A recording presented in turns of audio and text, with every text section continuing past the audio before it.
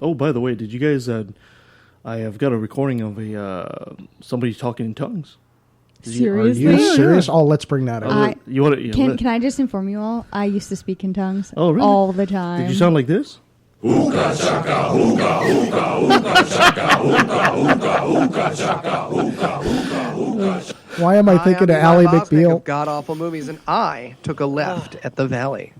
I know we shouldn't have to scream that we're atheists. You know, we don't have non-astrologers and all that. But with the religious people taking over the world, I mean, we can either speak up or be pushed into a corner. I'm proud to be an atheist, a skeptic, a non-believer, an infidel, a heathen. I call it how I see it. I say it's ignorance and you just call it faith and unsubstantiated claims. That's something to be ashamed. I'm an atheist. Coming at you from Evil Lair, Canada. This is Lifted Valley. My name is Kevin, and I ask you, is it possible to be totally partial? Joining me as usual is the team that realizes that everyone has a photographic memory. Some just don't have any film. She wondered. I'm just killing myself with this. She was in a speed reading accident. She hit a bookmark. Nancy. Does having a Polaroid camera count if you don't have film, but it's Polaroid from the 70s? I'm vintage. I'm vintage film. It'll work. It'll work. And he wonders if, when asked for ID, does the Queen just whip out a 20? Scott. Oh, that's bad. And she woke up this morning and all her stuff had been stolen and replaced with exact duplicates. Christina. The gremlins did it. Guys, welcome back. Hope you had a good week. Bacon and eggs infused coffee. Oh, what?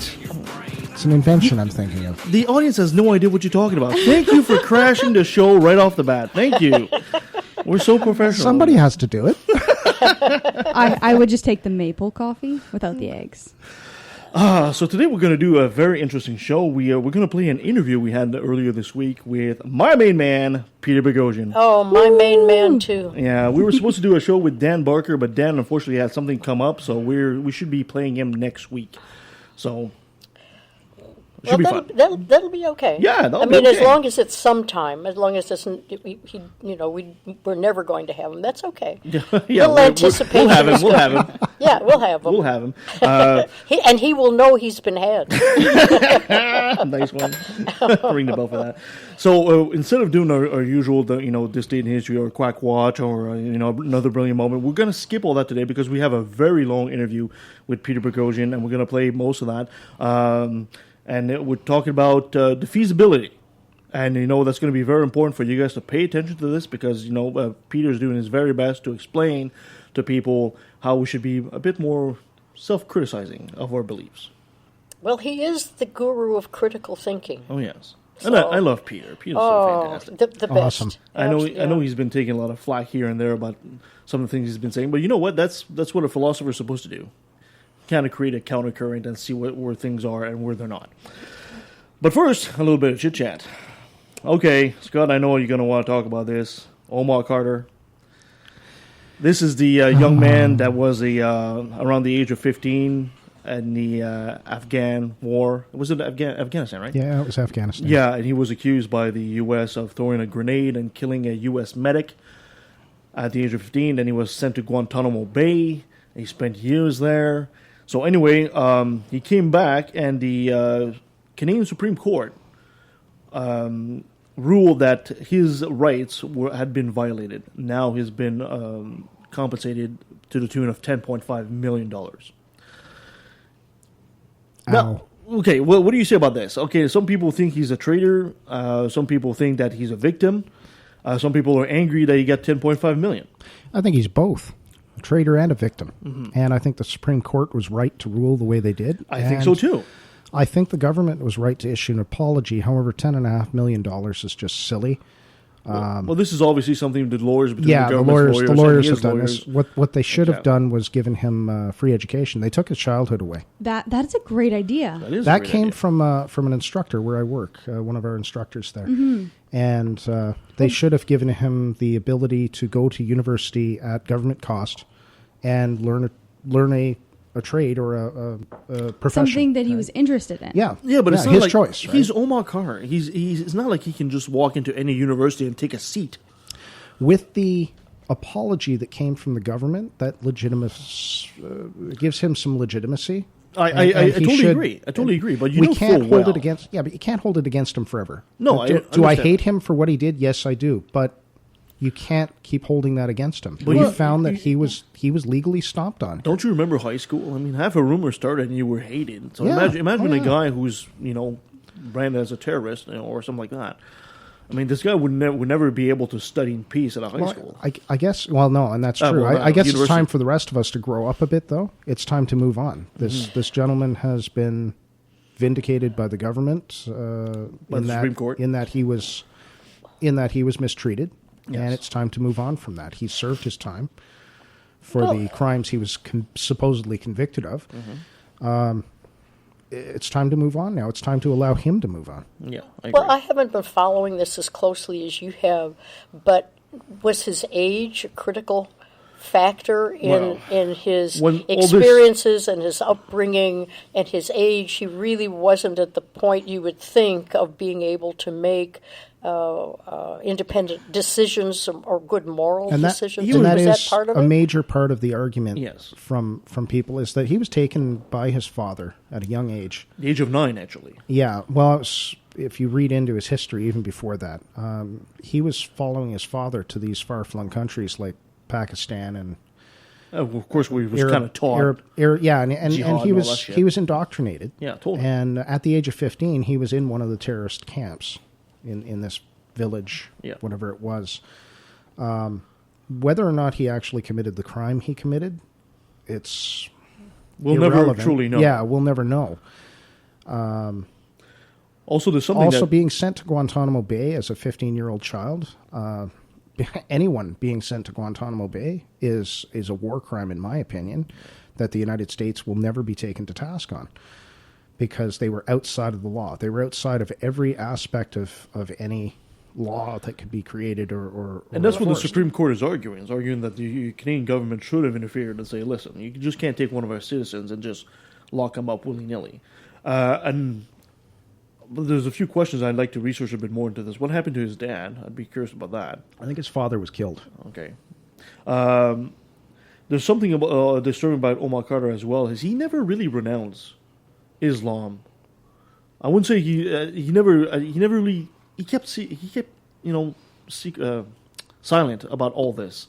He never really. So we never really know. I don't think I have a problem with his religious choice. I do have a problem with him not. Has he ever actually defined himself as a Canadian? Other than for the legal purpose of suing the government of Canada. I don't know. Has he ever, come forward and said, I love this country? Not that we've given him much to love here. Yeah, but exactly. Well, it seems, again, from the aspect from the outside and not knowing it, it seems as though there is an extremely damaged and compromised individual. They always say, give me a child of the age of 7 and he's ours. And this may be a sterling example of that he was not really exposed to anything other than what he was told, and so his worldview was that narrow. And then going to prison, hard to know. It's a complicated case, but a good case, I think, because I have a feeling we're going to see more, as if there's any consolation, the wars go on in the Middle East. If there's any consolation, it was 10.5 million Canadian, so that's about worth like $2 million US, I guess. Also, the question is his case going to open the door for other types of situations? I'm thinking, for example, Mark Emery. Remember when Mark Emery was actually taken from this country and put into a U.S. prison? Yeah, I didn't agree with that either. I didn't agree with that either. But does that open the door for a guy like Mark Emery to sue the government as well? It's a good question. Good question. We'll find out. In other news, this is how stupid the world has become. Did you guys hear about NASA having to deny having child slaves on Mars? What? Alex Jones. Oh, okay. That bastion of information? That clears up everything. I listened to him, and I totally believe it. I grew up listening to Alex Jones. Oh, you poor soul. I know. You made it all the way there. I'm surprised I'm still alive. Well, he had this guest on his show InfoWars called Robert David Steele. And Robert says basically that NASA has a tendency to kidnap kids and they send them on a 20-year ride to Mars in a space, and then they have no choice but to stay there as slaves. And this is the power of this guy, right, Alex Jones. Now NASA had to come out and deny this stupid conspiracy theory. But did they give Alex Jones a ticket to Mars so that he could find out for himself? Yeah, he totally should. That would have been the logical I think conclusion. NASA would have been better off not to deny it, but to actually embrace it.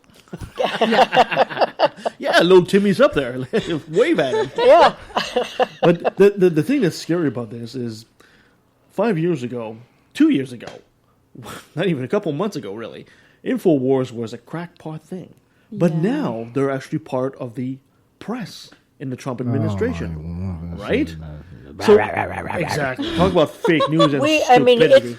We've gone. The United States has gone from a democracy to the twilight zone. Oh, it's the minute Trump put his hand up and said, "I do," that was we don't. Yeah. It's just awful. So we'll keep an eye on that.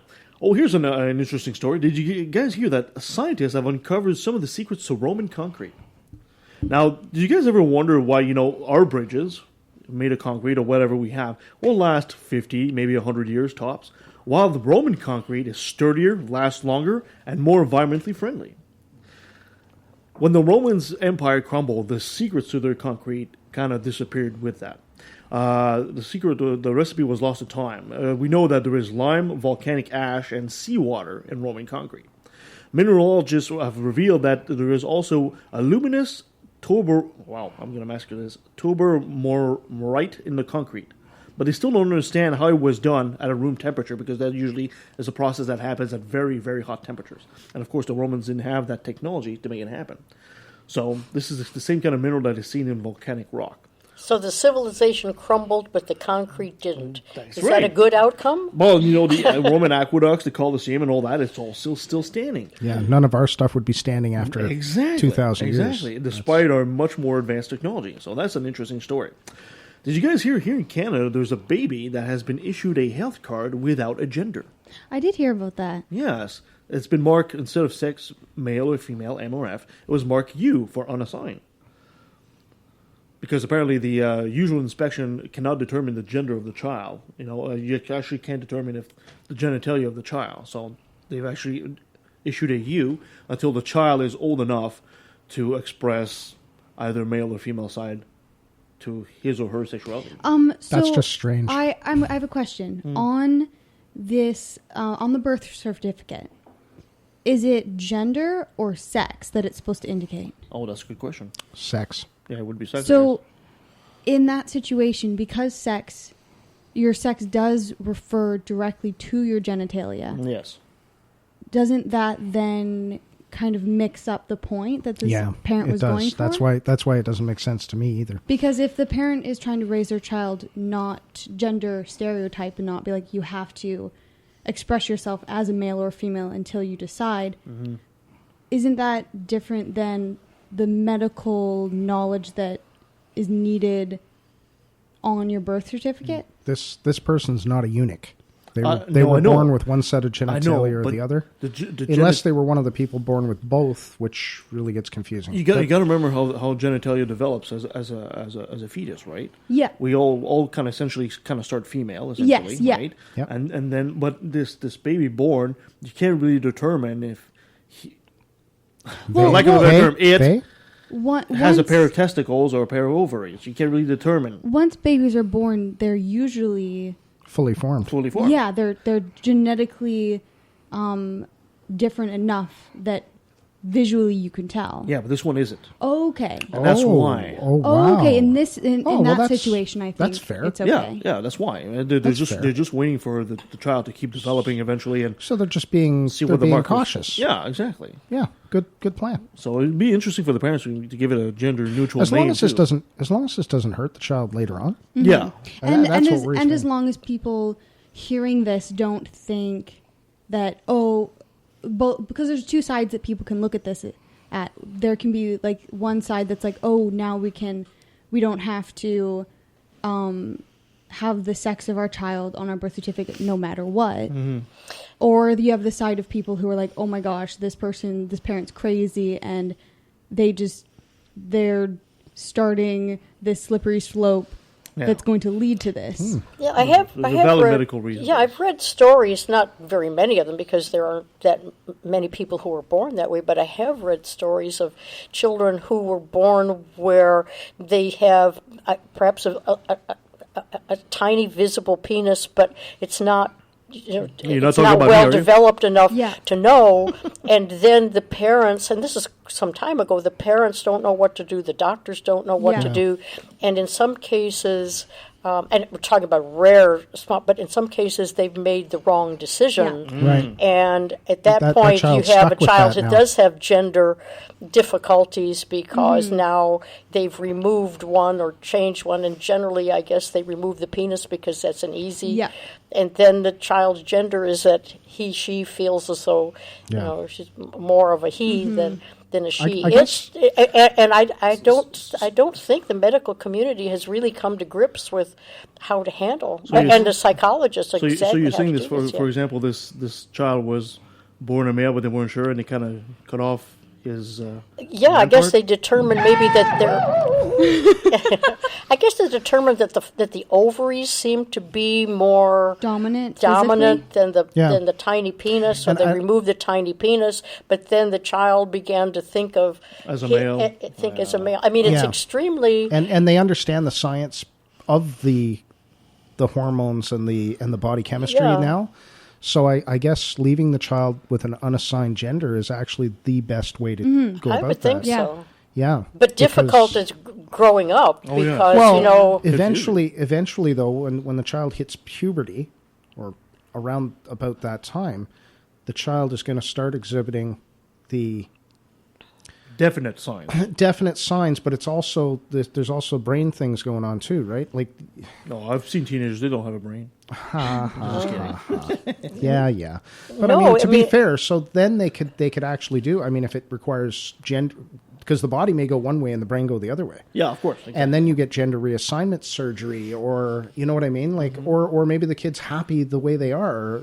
It's all up to the person at that point. I mean, it could be a nightmare because depending on how the parents feel about this, and then in the U.S. you've got these bizarre bathroom rules now as to what's on the birth certificate. My child is undetermined. Where is it going to go? They just squat between the two the two doors. Yeah, let's take a dump in the hallway. There you go. Yeah. I wonder if there's anybody we could get on the show that has more of a. I mean, it's a fascinating discussion subject. I wonder if there's anybody out there that has information or is an expert. Please let us know. As a guest, somebody who's transgender. That would be really cool. Yeah. Yeah. Okay. Moving on to wonderful Christian love. You guys know Hobby Lobby? Yes, I've heard of it. Yeah. Did you guys hear that Hobby Lobby, which is the chain that managed to have sway the Supreme Court their way into a decision that was essentially allowing them to deny women birth control to women because it goes against their Christian values, right? In the States. Well, Hobby Lobby, being that bastion of Christian love that they are, were just fined $3 million for smuggling ancient artifacts from Iraq. I heard about this. Good on them. They brought in thousands of clay tablets and little cylinder seals that were shipped through the United Arab Emirates and Israel, and they were just fined $3 million. Of course, is a slap on the wrist. Did you hear how they were labeled to bring them into the country? No, they were labeled as like backsplash tile kind of things. Oh, really? Like, I don't know if it was specifically backsplash, but it was like accent tile. Oh, geez. Wow. It just shows that the only true religion these people have is the religion of money, really. Yeah. Doesn't matter anything else. When as you know, I lived in Dallas in Texas for a long time. Get out of here. Yeah, I did. We got pictures. And I had a niece that loved to knit and crochet, and I did it at one time. And I have to get this out of my system. True confession: Hobby Lobby was the best place to buy yarn. I wish I could take back every dollar that I spent at Hobby Lobby. But they, as a business, they were a wonderful business. But unfortunately, we didn't understand the corporation that can't support them. that was behind it at the time. Nancy, we forgive you. Thank you. I feel better now. It's a bit like that chain in the States. I've never been to one of them, but it's called Chick-fil-A. I was going to say at Chick-fil-A too. Apparently the chicken is great at Chick-fil-A. The chicken is great, and the lemonades were the best ever. Yeah. But there again, I guess, am I still absolved and forgiven? Yes. No, Yes, you are. As long as I never do it again. Okay. And let's finish on a positive note here. You guys remember Malala Yousufzai? Yes, I love her. Yeah. She's 19 and she just wow. graduated high school. Good for her. Congratulations. Yeah. Of course, the Nobel Peace Prize laureate. She was shot October 9th, 2012. That was 5 years ago. Wow. And in Pakistan, and she won the Nobel in 2014, and now she just graduated high school. Yeah. And she's going to move on to bigger and she better was shot things. in the head. I know. Yeah. No, And that's survived. absolutely amazing. An amazing story, and we absolutely love her. And what a beautiful young woman she turned out to be. I mean, the courage, the bravery, being so articulate, and being willing to give her life over, to Where do is something. she living like right this. now? It's a good question. I don't know. Because I'm like, Let's give her a call. yeah. Because I'm like, is she still in her home country? I believe so, yes. Oh, okay. Because I wasn't sure. Because I know they had to take her out of the country for medical, like to. Yeah. Help I her. think she also studied in England at some point, Oh, too. okay. So I'm not sure if she graduated in England. Or, I don't know. The article wasn't that There were specific. many countries look that it would up, accept people. her if she wanted to go to them. Yeah, absolutely. Nobody was going to deny her entry. Well, yeah. And it's fantastic that she's become such a symbol Yeah, it of, is. the scariest thing for a jihadist is a woman with an education. Mm-hmm. So that's fantastic. Just a woman who's willing to stand up against them. Yeah, exactly. All right, so let's take a quick pause, and when we come back, we're going to play the interview we had with Peter Boghossian on defeasibility. So stay with us. What is secular humanism? Critical thinking. Knowledge is freedom. Freedom from ignorance and its offspring, fear. The BC Humanist Association has been active in the Vancouver area for over 25 years. We offer a friendly and welcoming place to make new friends, as well as free educational lectures. We invite you to join us any Sunday at 10 a.m. in the Oak Ridge Senior Center. Please visit our website for more details, bchumanist.ca. Interested in a particular topic? You ever wonder where we find all this information? The Common Sense Canadian is a forum for critical discussion of the key issues shaping our world today: water, energy, food security, and how we manage our resources to the public benefit while preserving our environment. So go to commonsensecanadian.ca. It's uncommonly sensible.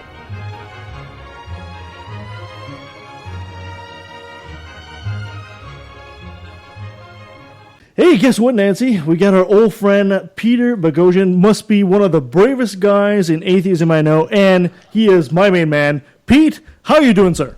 I am excellent. Thank you so much for inviting me on to talk to you. Oh, you have a standing invitation Are you to kidding? come whenever. You If bet. I could kidnap you from Portland and bring you up here, I'd do it. Oh, you guys are nice. I appreciate that. I really do. That's very kind. Peter, you're well known for some of the audience here at Left of the Valley. Some of our newer audience might not know exactly who you are. Would you be so kind to give us a brief introduction? I'd be surprised if they didn't know you, but anyway, just in case. I'm just a 50-year-old guy. Just turned 50, about to turn 51. I teach critical thinking and moral reasoning, and I wrote a manual for Creating Atheists. I'm writing another book right now. And I did the Atheist app, directed, developed, produced it, and that's pretty much it. That's nice in a nutshell. That's like someone who discovers another world comes on and say, "Well, that's pretty much it." Yeah, that's pretty much it. I think you're underselling yourself. Yeah, nothing like a little humble. He's a humble man. He's a humble man. man. Peter, thank you for coming back to the Valley with us. So I hear you're having you kind of invited yourself on another show called The Wizards of Very Bad Wizards. Yes, Very Bad Wizards. Invited myself on Very Bad Wizards, and I did that because he has a PhD in philosophy, and I know his mom, Christina Hoff Summers, who's a good friend of mine. So I hopefully not inappropriately use that connection to invite myself on his show. But unfortunately, he was out of the country. And I wanted to do this very briefly before we'll dive right into it. But I wanted to do this because I'm about to do my book full time. And the subject that we're going to talk about today is what I've researched for many years, but specifically, really I delved into it in the last year on my sabbatical. Well, then I asked Nigel Warburton, who's a famous philosopher, he knows all the philosophers. I said, look, I emailed him. I said, I need to go on a philosophy show, to talk about defeasibility, and we'll talk about that in a minute. And I said, who can I talk to? And he didn't respond to me for whatever reason. And so then I told my colleague, I said, I need to go on a philosophy show to talk about defeasibility. Who should I talk to? And he said, didn't you just get a grant for the public understanding of reason and rationality and critical thinking? And I said, yeah. He said, well, what do you hope to achieve by talking to philosophers? You should be talking to someone who doesn't have a PhD in philosophy, and your success should be measured on whether or not you can make those ideas accessible to people. And I thought, you know what, he's absolutely right. So fortunately, I then got your email, which I appreciated, and then I sent you the two papers. I published one, and the other one is under review. And hopefully we can now, with that out of the way, we can now dive right in. And again, my goal is to make this crystal clear. It's a very complicated idea. It's like chess, simple on the face of it, but super complicated when you dig down. So that's my goal. Okay, so you thought you'd start with the bottom of the barrel, call the people that left in the valley first, right, and work your way up. Well, I thought that I would start with people who were not professional philosophers, and the reason that I need to get this quote unquote out of the way is because after this, it's just all book all the time. And the way my brain works is I just go from project to project to project. I almost never go backward with my projects. I always have another thing in mind. Yeah. Okay. So let's get into it. Defeasibility. Okay, great. What are we talking about? Defeasibility. What does that mean to you? Okay. So defeasibility basically means if A, then B, unless C. And C is the defeater. And we're going to talk about the defeater in a second. So defeasibility is, can you think of, or can you imagine, or can you conceptualize a way in which your belief could be false, could be wrong? Not that it is, but that it could. And so it was introduced by this guy with a kind of a cool name, H.L.A. Hart, in 1949. And he talked a lot about defeating conditions, and he referred to those as the defeater. Mm-hmm. So again, I want to go back to that. If A, then B, unless C. If I go to the park, then it will rain, unless if I go to the park, it will rain unless the weather changes. I take something from the refrigerator or something. If something happens, then something else happens, unless something else happens. If A, then B, unless C, with C being the defeater. And the whole idea for all of this is, are there conditions under which a belief could be false? Okay. How are we doing so far? Because I want to give you an example. Oh, yeah. So far, so good. So far, you're speaking English and we understand it. We're good. Okay. Again, because I want the success or failure of this conversation to be whether or not you understand this, and that is a function of my explanation and not your intelligence. So please stop me and tell me if any of this is unclear. Okay. Well, I said, I'm the dumbass on the show. If I can get it, the rest of the audience will get it. Awesome. That's a funny thing to say awesome to, but okay, awesome. So let's say that you and Nancy are driving down the street, and in my keynote for Reason Fest 2017, this is the example I used. Let's say that you're driving down the street, the two of you, and there's a truck in front of you, and that truck says beer on it. And you look and you see the driver, and he has a beer uniform with a little beer cap. You can put any beer you want, Michelob or whatever. What you Canadians drink? What do you? What's we drink better beer. That's all there is to it. Canadian. Trying to think of a Canadian beer. I'm drawing a blank. Molson Canadian. Molson. Yeah. Molson. Okay. Molson, Okay. I used to drink yeah. something else as a kid. I can't remember. It's Canadian beer. Labatt's. Okay. So Moosehead. So Nancy says, look at the beer truck. And you say, yeah, I see it. And she says, that truck is filled with beer. Now, the traditional question that people ask, and it's a very good question, and I don't want my words to be misconstrued in that I think people shouldn't ask this question. How do you know? Mm-hmm. That's the traditional question. Well, how do you know? And then she'd present her evidence for why she thinks it's filled with beer, right? Beer inside. The guy says beer on it. It's the middle of the day. All indications are the truck's filled with beer. Mm-hmm. I think a better question is, well, how could your belief that that truck is filled with beer be incorrect? Okay, am I clear so far? Absolutely. Yes, okay. Absolutely. Okay, so then Nancy has a number of options. She can say the following things to you. She can say, and again, these aren't in any particular order. They're just things she can say. She can say, well, it can be, my belief can be that truck is filled with beer can be incorrect because maybe the driver, maybe she just dropped off beer and maybe she's on another route to pick up beer. So maybe it's the interim between it. That clear? Yep. So the truck could be empty.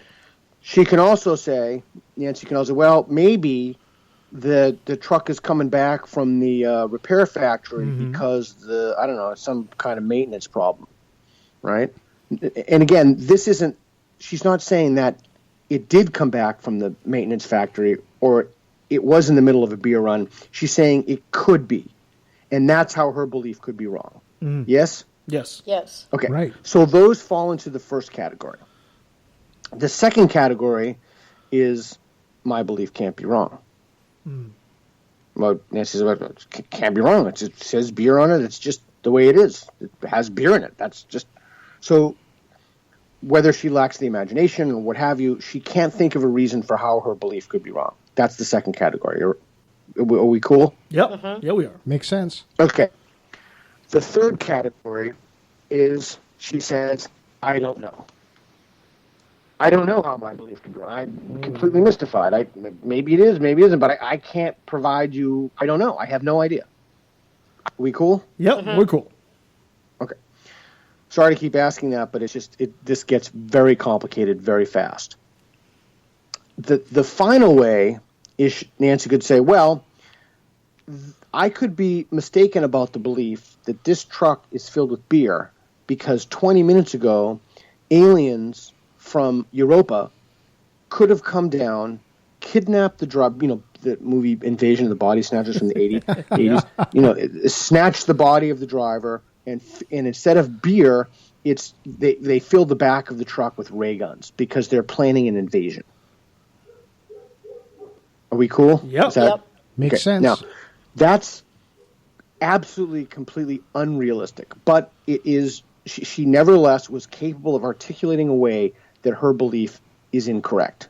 All right, so we now have 4 possibilities. So any questions before I go on? So I guess the number of possibilities will depend on the certainty the person has about their information.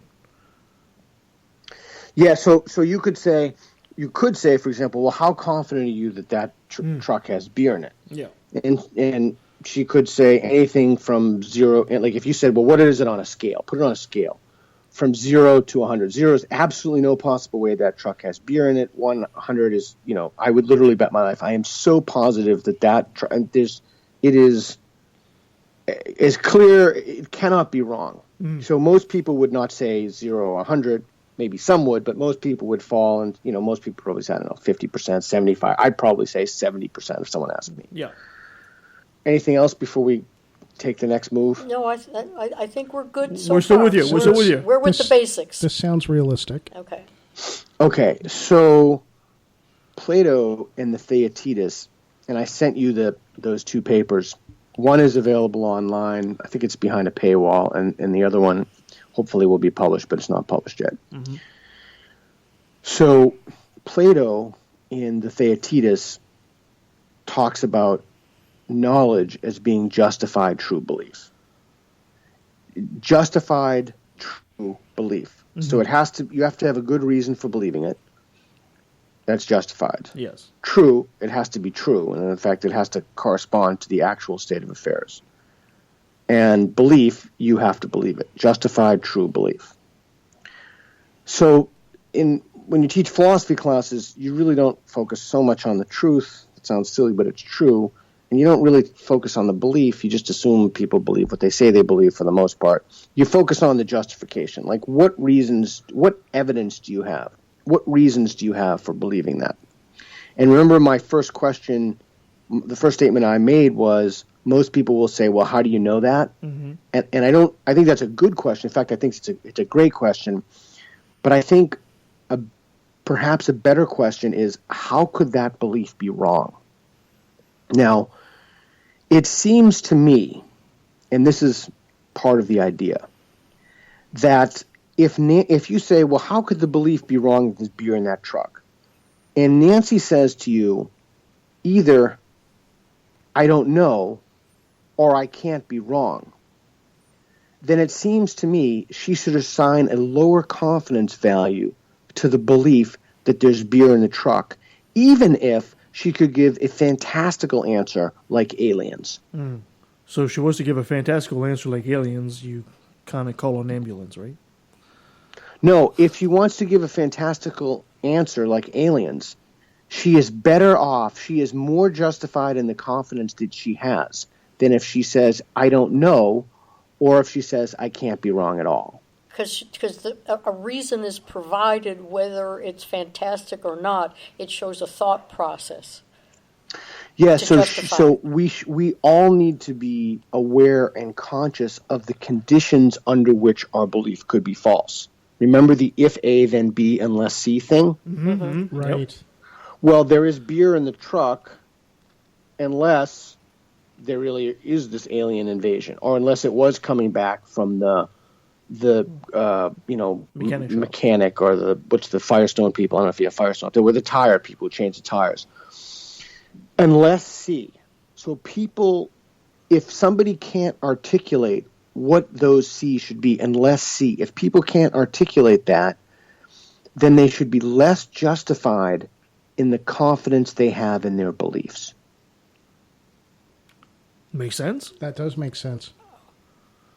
Okay, because now it's going to get complicated fast. All right. But before we jump to that, is everybody cool? Am I an okay explainer so far? Oh, no, it's a perfect example. Awesome. You're talking to Canadians, you talk about beer. That's a perfect example. Yeah. Good, perfect. Doesn't get any easier than that. Okay. So now we have defeasibility. Now, one of those papers I sent you, it weaved together a bunch of things. It weaved together defeasibility.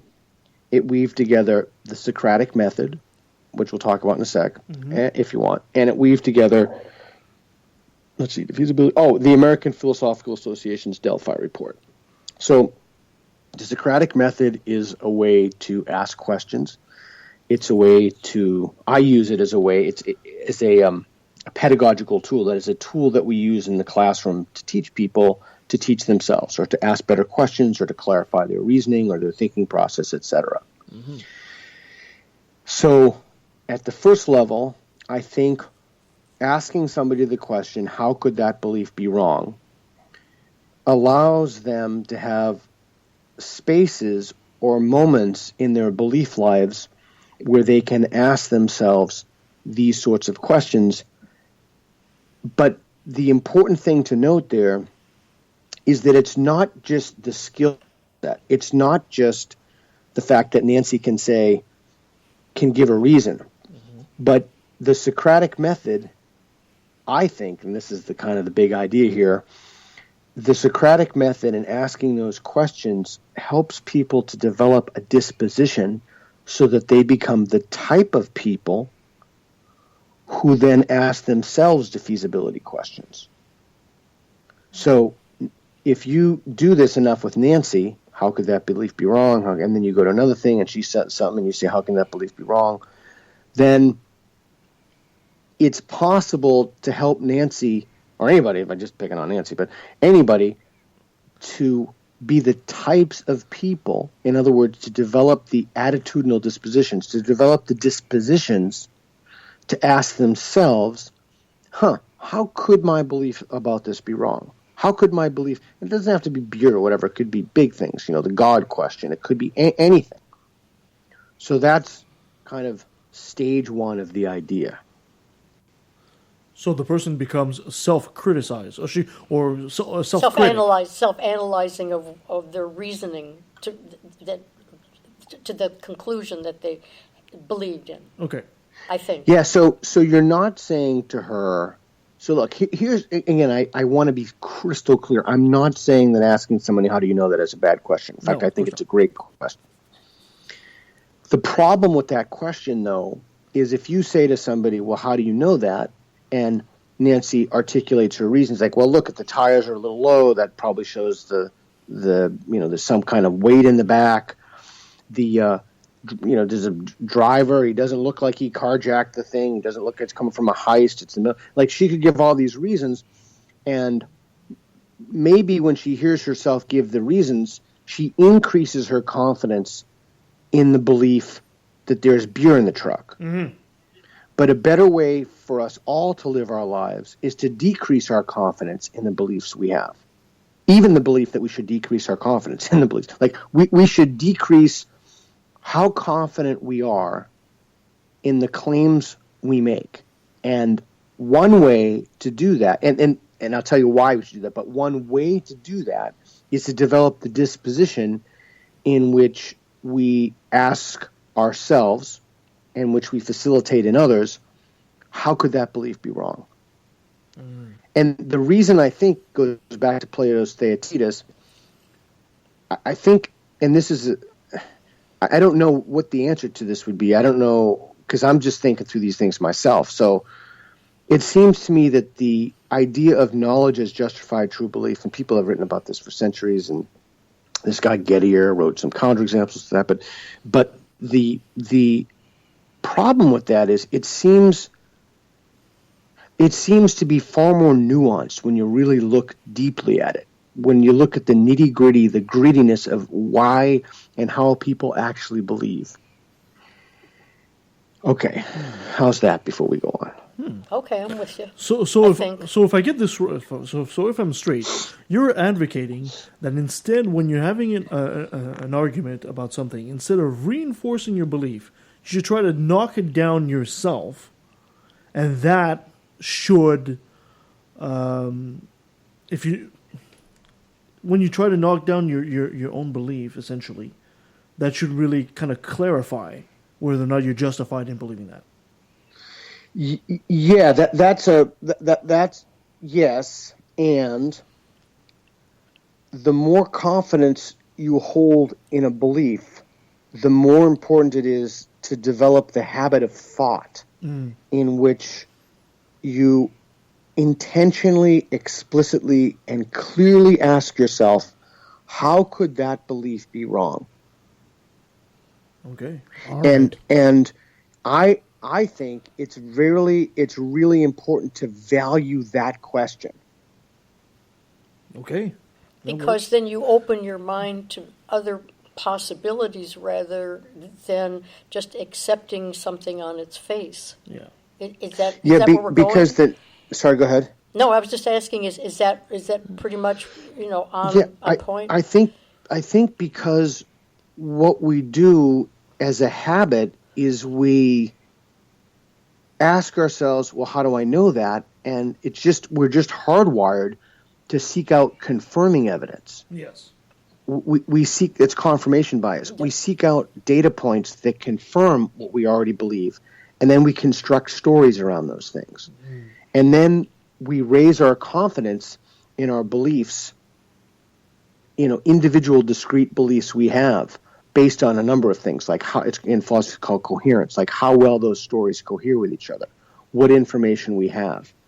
In this really simple switch, this almost effortless switch from habituating ourselves to ask people how they know that, to habituating ourselves to asking people how that belief could be wrong, and then not having a debate about it, but having a conversation about it.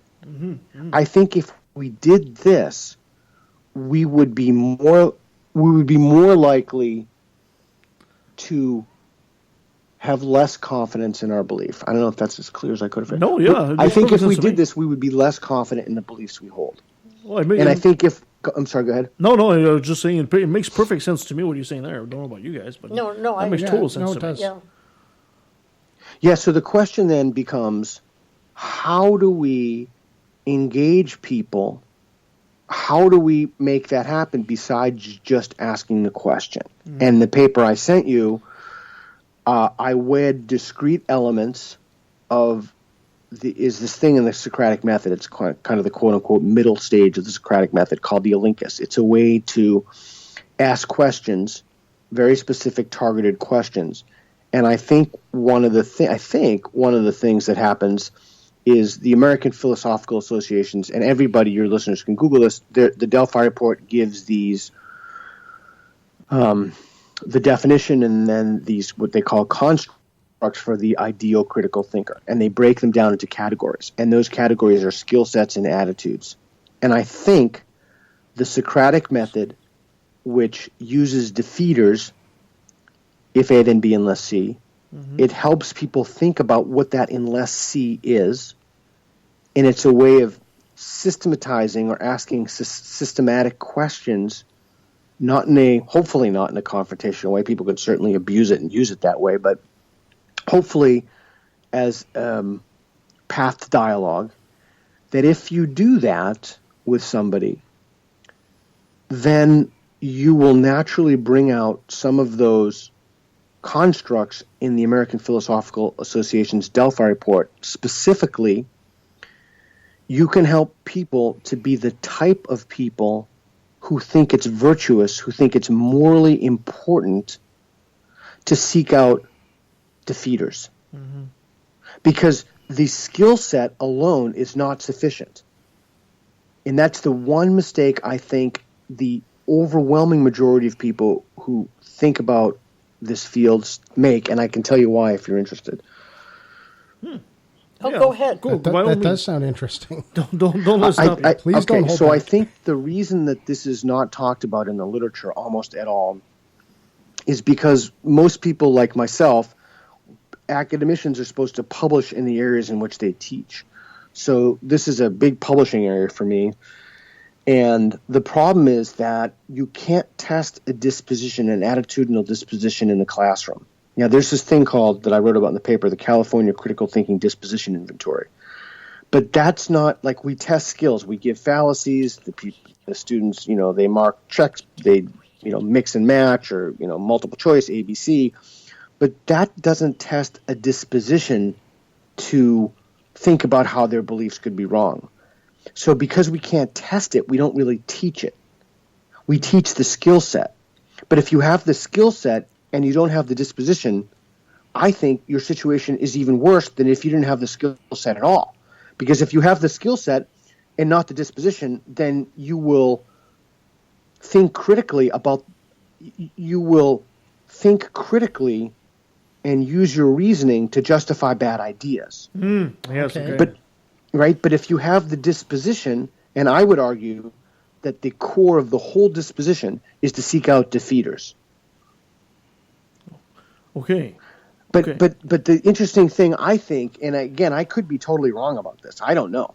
The interesting thing, I think, is, going back to the beer example, if somebody says to you, well, because aliens from Europa are in there, I think that means, even if it's bizarre and fantastical and shows that somehow they're untethered to reality, I think that belief that they hold, they are more justified in holding that belief because they can give you something as opposed to saying, I don't know, or I can't be wrong. And again, I could totally be wrong about this whole thing. This is just my current thinking.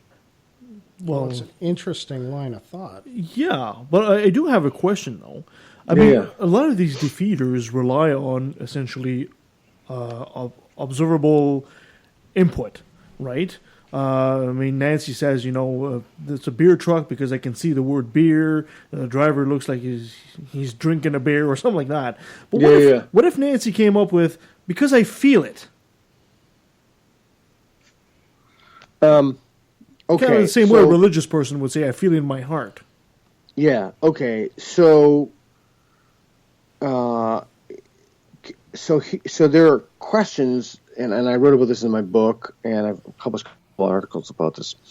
There are questions that you can ask about whether or not feelings are an accurate guide to reality. Mm-hmm. For example, you can say, do your feelings ever change from day to day?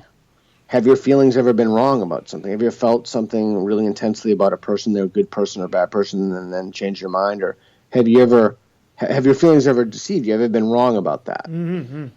And so that's kind of an unless see. Like, it's kind of eliciting that.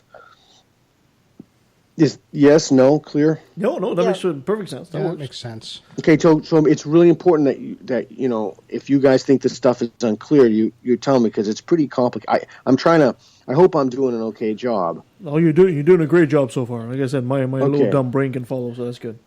Okay, so the question then becomes, there are many questions. And we can go at this. This is kind of one of those points in the conversation where we can go to many spaces.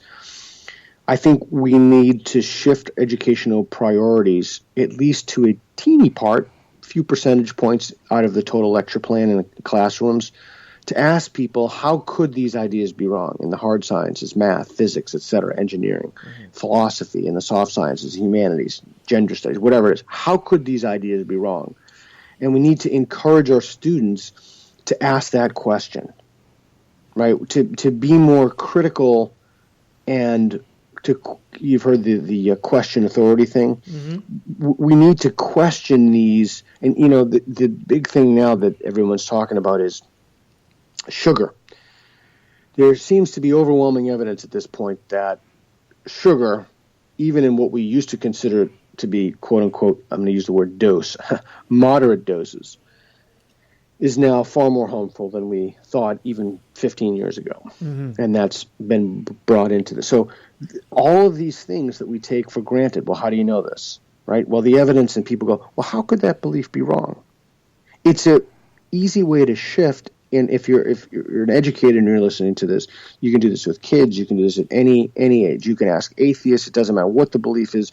You can ask people how they could be wrong, and you can pursue that with them while pursuing your own beliefs and how those beliefs could be wrong. So it's a shift from attacking the evidence that somebody has and they hunker down in defensive postures to mutually exploring ideas of how, with people, in conjunction, in a collaborative relationship with people, for how their ideas and your ideas could be wrong.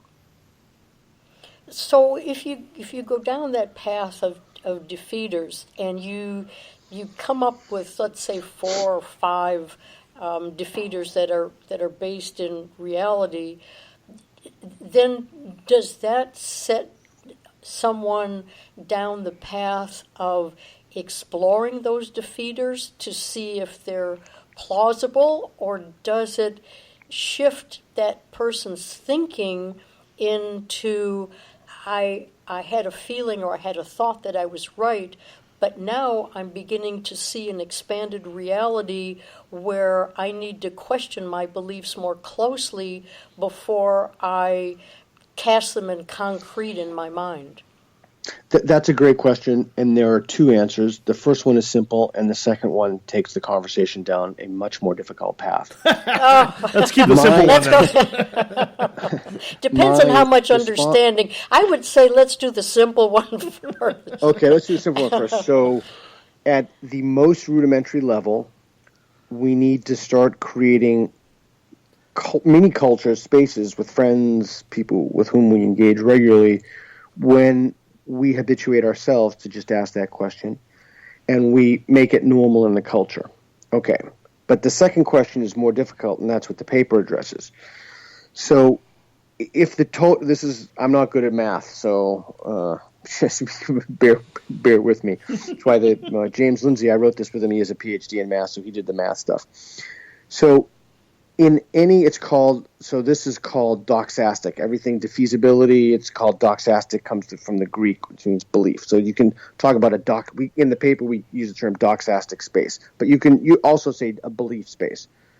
So any belief that somebody holds takes place on a belief landscape. So all of their landscapes of belief. So let's say that I believe, let's go back to our beer truck example, if that's okay. Mm-hmm. So I say to Nancy, well, how do you know it's beer? And maybe even, Kevin's point, well, how confident are you it's beer? She says 90%. Okay. So what is taking up that 10%? Well, I think we assign implicit confidence values, not like discrete numbers. But, if Nancy said to you, well, they're aliens from Europa, you would assign that an unbelievably small confidence value. Mm-hmm. But you wouldn't rule it out entirely. Right? Yeah. Now, every time she changes the planet, it could be aliens from Venus. They could be aliens from... So all of those in tandem together decrease the likelihood that, like if you assign it a 0.01 confidence value, every time you change the name of the planet, that decreases, that 0.01 is spread throughout all the planets, right? Given that you have no evidence for that at all. Mm-hmm. So that 10% has to be taken up by something. In the paper, we give the example of experimental error in the Large Hadron Collider. So every time someone says, we also use the example of a famous example in epistemology, which is how you know what we know of a goldfinch in the garden, right? You think there's a goldfinch in the garden, mm-hmm. and you look out and you're like, yeah, it's a goldfinch in the garden. Well, your confidence in that, I would have zero confidence in that, right? So maybe you think all yellow birds are goldfinches, and that's actually the title of the paper. It's something like Defeasibility, Defeaters, and Yellow Birds, or something like that. So then someone says to you, well, how could that belief be wrong? And you're like, well, I don't know. There could be another yellow bird I don't know about. And they say, yeah, it could be the golden oriole. And you're like, wow, the golden oriole. But then someone else says, yeah, it could be the golden oriole, but the golden orioles they're all dead around here.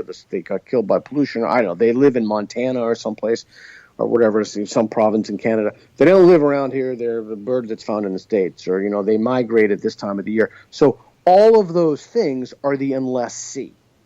Mm-hmm. Yes. Okay, so we have a confidence value that we assign to beliefs, and it's not like a number where we say to ourselves, "Okay, well, I'm 80% sure." Now, we could do that if someone asked you, like Kevin's question, like how confident are you in that? So we could do that, but I think in general, as people go through their lives, they walk in the bank and they think they're going to be able to cash a check, and there's not going to be everybody isn't going to be playing a Moroccan. They're not going to be tap dancing on the counters, right? There's some regularity at which we go through our lives.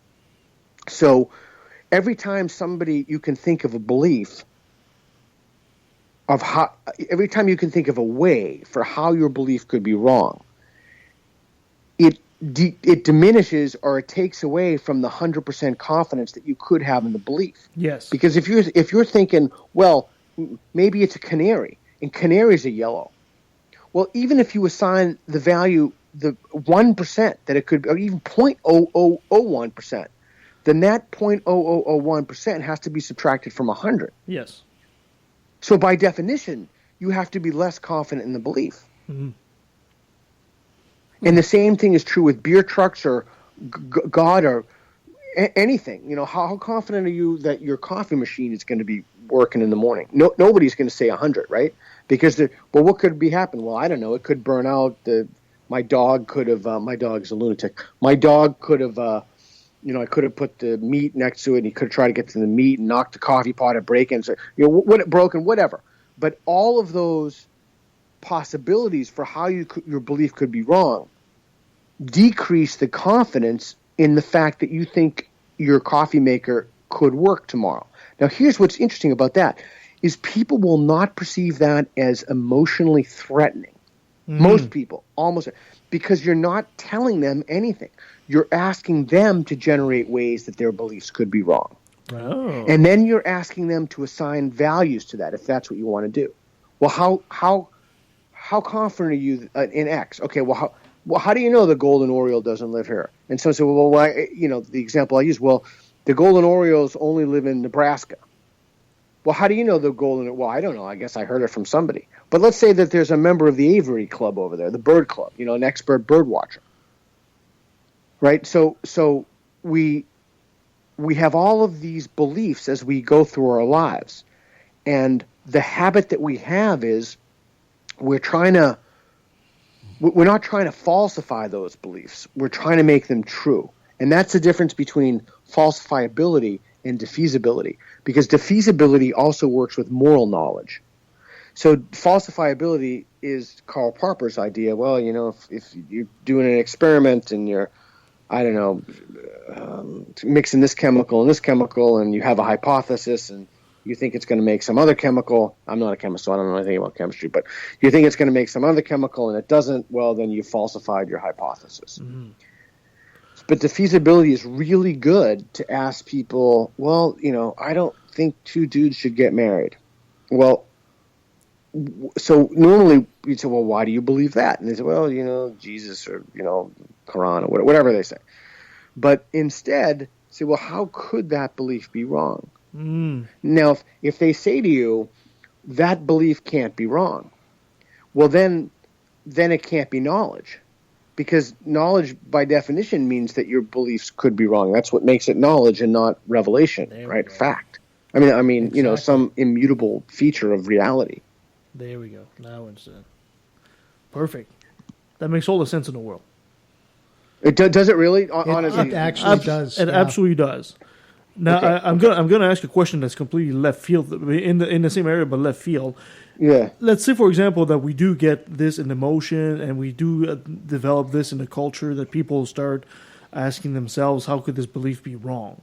Do you feel there might be some pushback, maybe especially from psychology, saying you're eroding self-confidence by because self-confidence is an issue in today's world. If you're asking these type of questions instead of reinforcing the way we usually do, do you feel that maybe people would have an issue with that? That's an awesome question. That's a really great question. I think, and I know people who actually believe that. And I think that is a complete misconstrual, not even a misconstrual, I just think it's wrong. Okay. And Aristotle writes about, when you get self-confidence and self-esteem by your accomplishments. So you can't just go out and, well, you could. I mean, like, I'm going to hopefully go to sushi tonight, but that's certainly going to make me feel very good, especially after I down like 10 sakis. But no, but you don't. But the feeling that you get from accomplishment, from hard work, that is, if you feel that you have earned something. John Kavanagh, Conor McGregor's coach, is a friend of mine, and he put a tweet once that said, I can't remember the exact wording. It was about pistachio sales. He said, if you take the pistachios out of the shell, they taste much better than if you just buy a bunch of pistachios in a bag. And when you figure that out, why that is, you figured out the whole game. So I'm not buying the idea that we can just tell people, oh, feel good about yourself, self-esteem. I think that self-esteem comes as a byproduct of something else. And I think if people clean up their belief lives and they develop the disposition to become the sorts of people who seek out disconfirming instances, or they become more reflective about why they believe what they believe. I think if we do this, then a type of genuine self-esteem, genuine belief esteem will come as a result, because they'll be the type of people who ultimately will possess a genuine humility. Mm. And they won't possess an arrogance, a moral arrogance, a factual arrogance. They won't be cocksure. They won't be walking through life thinking they know things when they don't know things. And the consequence of that is that they won't be involved in some pretty ugly domestic and foreign policies. Mm. Okay, I'm gonna put a follow-up question on that. Staying in the same branch there. If people were to be habituated like that, to be self-criticizing on their belief, could that be kind of taken advantage of, especially when information comes from authority? You know, it's like, did you really criticize your thought and your question before asking that question of the president? You know what I mean? I think I know what you mean. I mean, if anything, you would think that with our particular president, that would be something you'd want to cultivate. Yeah, well, I mean, in the United States, you guys are very quick to criticize right away what the authorities will say. But if instead you're taught to self-criticize first, will that mean there'll be less inquiry into what authorities are doing? I see. Yeah, I didn't understand. I'm sorry. That's my mistake. I don't know. I think you would... I don't know. I think it's a complicated question because there are so many variables with social media and with the... Lindsay calls it a Google swamp. You know, when you search Google for something and the top 10 or 20 results say something, and then you come to say, "Oh, it's all must be true. It's in the top 20 searches in Google." So I don't know. At a systemic level, I think it's at an individual level. It can be. I hate to use a big word, but kind of salubrious to your beliefs. But I think in aggregate, if everybody did that, then my hope would be, and I have absolutely no evidence for this whatsoever, but my hope would be that we would vote in candidates in a democracy, or if you want to call it a republic, who would also share that value. But I could be I could be totally wrong about that. For a half a second there, I thought I almost stomped you. For half a second, I said, "Oh my God, this is like the crowning achievement of my life." Look, I really am. I'm just working through these ideas. I've just thought about this stuff a lot, like way too much. This is what I did in my sabbatical. I just basically read and thought about this stuff for a year, and then I wrote those two papers. And to take conversation to another level, I think so. My friend Preet is a black belt in jiu-jitsu with Straight Blast Gym, and they call him the Jiu-Jitsu Vulcan. He's just a gifted teacher. And in jiu-jitsu, you guys familiar with jiu-jitsu? Absolutely. Yes. Okay. So in jiu-jitsu, people who own studios, they focus on different things. You know, they focus on training champions, they focus on, getting everybody's to boot, whatever they focus on. So, but this guy has a fascinating thing that he focuses on. He focuses on what to teach people the first day.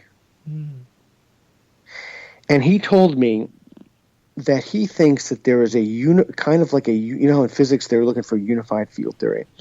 He told me that he thinks that there is a unified field theory of jiu-jitsu that you can teach people on the first day that deals with some basic postures, ways that they can position their body. And I thought about that, and then I wonder if there's a kind of unified field theory of rationality. Like, I wonder if there are some core principles that comprise an ideally rational agent. And I wonder if there's a way to engender those principles, the value and the disposition for people to have those principles. I think, I have no idea if there is, or if I'm just, this is a Quixotic misadventure and I'm just chasing a rainbow or a windmill. But I think that defeasibility would be front and center in that. And I think that using the Socratic Method to help elicit core constructs in the American Philosophical Association's Delphi report to help people want to become the type of people who seek out defeaters. I think if there were such a thing as constitutive elements of rationality and ideal inquirers, as the philosopher Peirce talks about, if there were such a thing, or he also talks about this, a community of ideal inquirers. I think if there were such a thing, then defeasibility would be at its core. Okay. Well, that makes all the sense in the world to me. I don't know about you guys. Well, I'm going to go off on a tangent. So Kevin and I are still following the beer truck. And okay, good. And so we've brought up the defeaters, and say we brought up 3 or 4 defeaters. Do we at that how do we get to whether the defeaters might be true or partially true? You ask if there's a tipping point? See if there's a tipping point to those. On the one hand, how do we discern the possibilities factor of the defeaters, and at what point do we say we've explored the possibility of the defeaters, and it seems as though my original belief is correct, and that is a beer truck filled with beer? Okay, so a couple of things. The first is that you would then be more justified in the confidence of the belief that the truck is filled with beer if you've explored defeaters. And the more exhaustively you've explored them, the higher your confidence should be, and the more justified you are in the fact that the beer truck is filled with beer and not coming back from the tire factory. Okay, so there would still be the possibility that our confidence level would be based on a false premise that we've gone through all of those, but we've assigned them a negative value when it's possible they could have had a positive value. So Absolutely. We're right back with the concrete instead of fluid brain tissue. Awesome question. Wow, this is great. Awesome. Okay, so it is absolutely possible that you could look at a situation. In fact, not only is it possible, we do it all the time. We look at situations and we assign confidence values to our beliefs. But it's absolutely, you're 100% correct. It is absolutely possible that we have misassigned confidence values to that belief because we just don't have the relevant information, right? We were mistaken, or we're harboring a belief that wasn't true, et cetera, et cetera. So for any one occasion, what you have said is correct. However, in the course of your entire belief life, becoming the sort of person who does this is more likely to both decrease the confidence you have in beliefs, and if you do have confidence in your beliefs, to make them to make it so that you're more justified in holding that belief. But in any one event, you are 100% correct. But if it becomes a process for you so that you go through that evaluation, you then become more confident in the beliefs that you assign that truth to, and you become better at discerning what beliefs to let go of because they're more defeaters than belief factors. Yeah, now I think I said something rational, but I have no idea. No, it's good. So here's a potential problem with the idea. Here's a potential problem. So let's say that instead of Nancy, let's use somebody else who's, let's use. We can use Scott. Yeah, Scott. We'll use Scott. Use Scott. Oh, I feel. And when you said, "Hey, Scott, what's up? How could you be wrong with that?" And he said, "Well, aliens." So let's say that Scott has been exposed to this idea that coming up with defeaters means you're more confident. And every time you ask him a question, Scott just simply talks about aliens. How could your coffee maker be mistaken? Well, the aliens could have come down and swapped it out with another coffee maker. Or how could, you're going to get sushi. I read that there's something that with yellowtail, I think it's yellowtail. It's not actual yellowtail. It's another fish or something. I don't know. How could you believe, well, aliens could have substituted the yellowtail? So in those situations, you could actually be making some estimate the situation worse because they would then become overly confident in the beliefs they hold because they would think that they could come up with defeaters. But my response to my own objection would be that person probably suffers from in this case, Scott, no offense, probably suffers from some kind of a psychological problem. I probably do. Yeah. And whether or not this person makes those assessments based upon aliens and increases their confidence, it's unclear at that point what there are other psychological factors at play. When we're doing this, when you're asking me to come up with a defeater, you're assuming that I'm being honest. and honestly exercising that thought process. Yeah, but yes, and one of the beauties of this is, let's say that you're dishonest with me. Maybe, and again, I'm just throwing this out as an idea.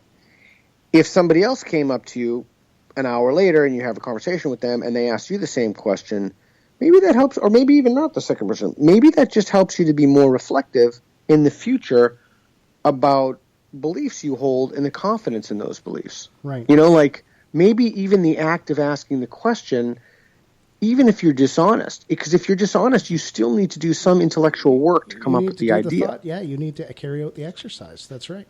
Yeah.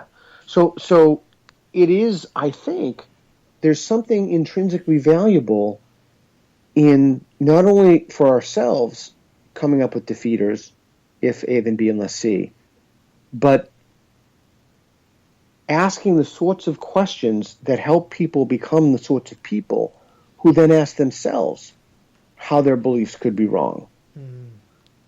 Right. And yeah, and that's what I worked on. I'm getting this now. This is really cool. So if I was to basically summarize this, you're stating essentially that if we become a bit more self-criticizing and we start asking ourselves the question of how could we be wrong on this, will be most likely our confidence level in our beliefs will drop, which will make us more prone to actually prove, like for following the beer truck, for example, the only true way, Nancy believes it's a beer truck, but the only way would be for us to stop the truck and open the doors. So depending on our confidence. Yeah, unless you're talking to Scott, who tells you it's a holographic projection, right? Well, how could Scott. How could your belief be wrong? You say, well, aliens have great technology. This isn't really beer. These are ray guns. But there has to be a point in this where you say, okay, well, wait a second. Look. But yeah, I was up with you until you said the idea of proof, right? So I think that's too stringent. That's too strong of a criteria.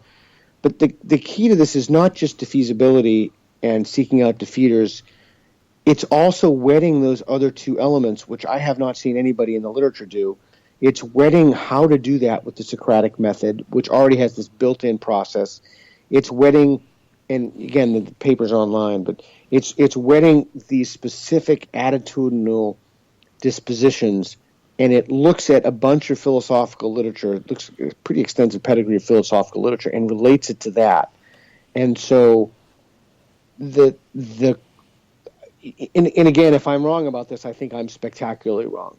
Instead of saying, how do you know that, our new go-to question would be, how could I be wrong about that? Like, that would be our go-to.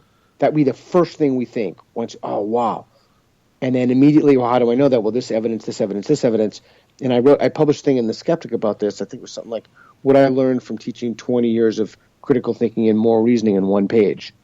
And the thing I learned was that people become more confident of what they believe when in our critical thinking class we teach people believe in the base of evidence, but that just digs them into their confidence in their beliefs. It doesn't facilitate the gift of doubt.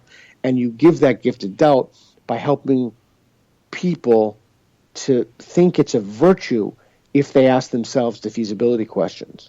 And they become the sorts of people who live their lives in that frame of mind. I mean, when you think about it, that's the exact opposite of the way most people live their lives. It certainly is great food for thought, that's for sure. Cool. We're very complicated, aren't we, Peter?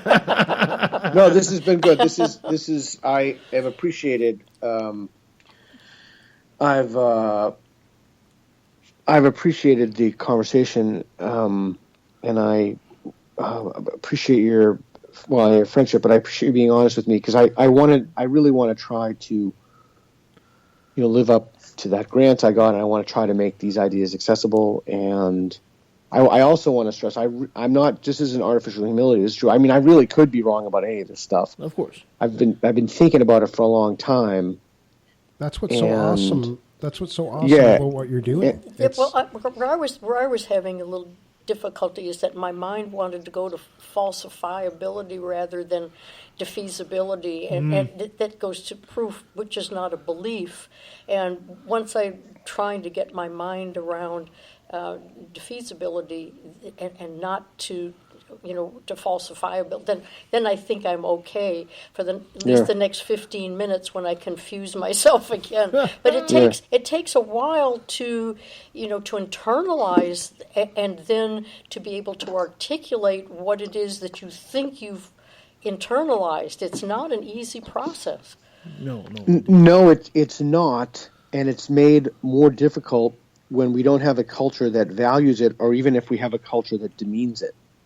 And so people get in these little micro bubbles in which they associate with other people who either have similar ideologies or identical ideologies, or they don't really value those honest conversations. It's intensely tribal. So they don't really value those honest conversations about belief. And then they look at people who don't share their beliefs as their moral enemies. And you are where you are, polarized as, they're in the States at this particular point in time. Yeah, and that's actually, just parenthetically, that's what my book is about, is how to have those impossible conversations face-to-face, not online, not in Facebook, but like literally standing and looking at someone and having a conversation. Like, what does the literature say? What is the best evidence we have for how to do this? And there's a section in there about defeasibility and self-honesty. And I also do think, I think it's Scott's great question about what if someone is lying? I think it's fine too. If they're being intellectually dishonest with their, you've asked them the question. If they have a bias depending on the question. They're just being intellectually dishonest with their answer. I mean, it's Yeah, you can totally see it, especially if we're dealing with religion. But again, like you said, that intellectual dishonesty did take a thought process to that's right. come up with the ideas. So in a way, they are actually going along with it. Mm-hmm. Yeah, it's a wow, what a concept. It's a cool concept. Let's see. So my paper is currently under review. Mm-hmm. I think the one we talked about was educational philosophy and theory, and the one about the yellow birds, and then that's a much more technical paper. And so hopefully I'll publish that, and I'll send us the link so we can post it on the notes of the show. Literature. Huh? Send us the link so we can post it on the notes of the show. Oh, okay, cool. Yeah, all right. I will. I'll send you that. I'll send you the paper right after this. And again, I want to thank you guys for talking to me and for reaching out and sending that email. And Peter, we could never say no to you, man. No, we can never say no to Pete. Sure, you could. How could that be wrong? Well, I can tell you. You can probably tell yourself a lot of ways that could be wrong. No, thank you for trying to open up our minds to the point that we are able to find other ways to make sure that our knowledge is based in truth, and to be able to converse with other people in a less confrontational way, which was in the manual as well, and pursuing knowledge and then being able to communicate with others in a non-confrontational way goes a long way into improving the human lot, I think, doesn't it? Yeah, and I think that is especially true right now in the United States. It has so polarized and so nasty and so vicious and so ugly, and it's so intensely tribal, and social media has made it worse with everybody. It's crazy, it's pretty ugly, and hopefully, so again, as I said before in the beginning, like my mind, I've now done the defeasibility, it's off the table, and I'm only working on my book now, and I'm actually running out of time because my sabbatical ends pretty soon, but hopefully we can understand why it's important to not perpetrate acts of violence like punching people who hold different beliefs. We can understand that there is something that the people with whom we're speaking are actual people with lives, and what's that Sting song? I don't mean to be overly dramatic, but they love their children. The Russians love their children, whatever. Oh, I remember that these song. These are real people with real lives, and all of this talk about violence is so disturbing to me, and all of the intense partisanship we are not solving our problems this way. We are making things worse. Indeed. Peter, thank you so much for joining us on the show today. If people want to reach out to you, where can they find you? Twitter, at peterboghossian.com, PeterBoghossian.com. Just at Peter Boghossian. So. Perfect. Excellent. Right, I will send you that link, and I appreciate it. Peter, before I let you go, I gotta get you to say, hi, I'm Peter Boghossian, and I took a left at the valley. Hi, I'm Peter Boghossian, and I took let me try that again. Hi, I'm Peter Boghossian, and I took a left at the valley. And that was Peter Boghossian. What can I say about Peter? Anything good. He's one of the most ethical. The intellectual honesty and his adherence to ethical principles is just fantastic. And he makes you think. Your brain can hurt, but it's always better afterward. One of the best pictures I have is me and him. Like a not a handshake, but like a bro handshake kind of thing, and. He's such a great guy. I mean, every time I see him, I almost want to do a field trip this summer just to go to Portland, just to have a beer with him and come back. It's a 5-hour trip. I might just actually do that. It would be worth it. I think so. I think we should all go. Yeah, you'd have a great time. You should take the beer to him. Yeah, we can't cross the border. Can't cross it, right? Huh? You can't bring alcohol across the border unless you go to the duty free, but that's all. Well, you go to the duty free. Yeah, okay. I think did he enjoy? Was it the Labatt? I can't remember because we talked about beer in the interview, but that wasn't him. That was with the Eli Bosnick and Tom and Cecil. No, when he was here with us. Oh, when he was here, I think he did have a chance to drink, but I don't think we could get him addicted enough to get him to move up here. They don't have real beer in the States, but anyway. No, when he was up here in Vancouver, he had beer. I can't remember. That was a couple of years ago, but anyway. Last time I saw him was, of course, an Imaginal Religion. We had a blast. Him and I and on Raw. That was fun. And I hope to see him again soon because, he's just great. Oh, he's great. Yeah, I wish him the best, whatever endeavor. I wish him the best. Exactly. Yeah. Awesome. Thank you so much for being with us, guys. You can always find us at leftatthevalley.com. You can find us on Facebook, on Twitter, at LATV Podcast. Send us an email at leftatvalley@outlook.com. If you'd be so kind, give us a 5-star review on iTunes. That really helps others find the show. Coming up, we'll finally have, eventually, Dan Barker. Eventually, we'll have Dan Barker. I will not let him go. And we also have Dr. Richard Carrier that's coming up. That'll be interesting. It will. Another gentleman that we had the privilege of having up here in Abbotsford several years ago. He might actually come and crash on my couch, too. He's doing a tour across the country. So. I offered him the couch. It's a small couch, but anyway, he's always welcome. I got a bigger couch if you want. Yeah, I might actually give him the bed, and I'll sleep on the couch. Dr. Carrier, I'm not going to argue with him. And we'll have our friend Del Ray who's coming back to talk about the recovery from religion. Always good. That'll be fun. And we'll also have a show called Has Feminism Gone Too Far? Bound to be controversial. Mm-hmm. So maybe our old friend Tyler, remember Tyler? He might actually come back and do that show with us. So. And argue the point? Argue the point, maybe. Looking forward to that. Sounds good. Awesome. Have a great summer. Well, have a great summer. Have a great week, I should say. Week, summer, both. It's all the same. Yeah, both. All right, guys. Until next time.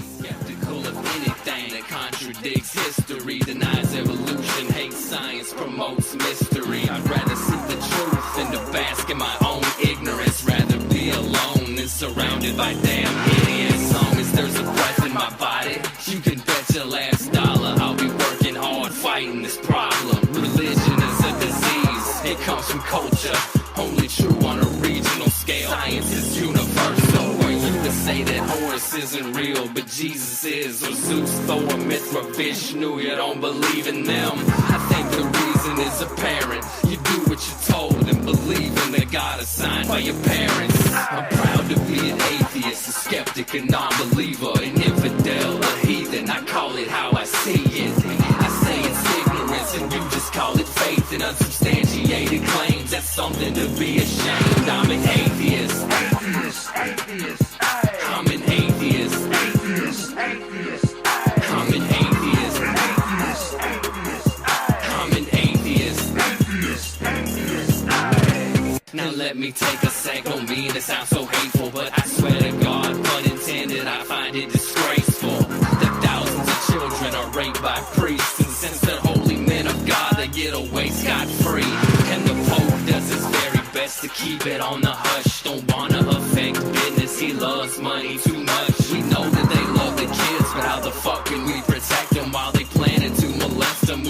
telling them to respect them. Fuck that. The system is broke down, working backwards, and the only action or tactic I plan to practice now is to attack them. The parties of God's hands are bloodstained, millions of murders by believers, and they're all in God's name. And let me take a sec, don't mean to sound so hateful, but I swear to God, pun intended, I find it disgraceful that many atheists are told to be quiet. You're not alone, speak your mind, time to let it be known. I'm proud to be an atheist, a skeptic, a non-believer, an infidel, a heathen. I call it how I see it. I say it's ignorance and you just call it faith and unsubstantiated claims. That's something to be ashamed. I'm an atheist. I'm an atheist.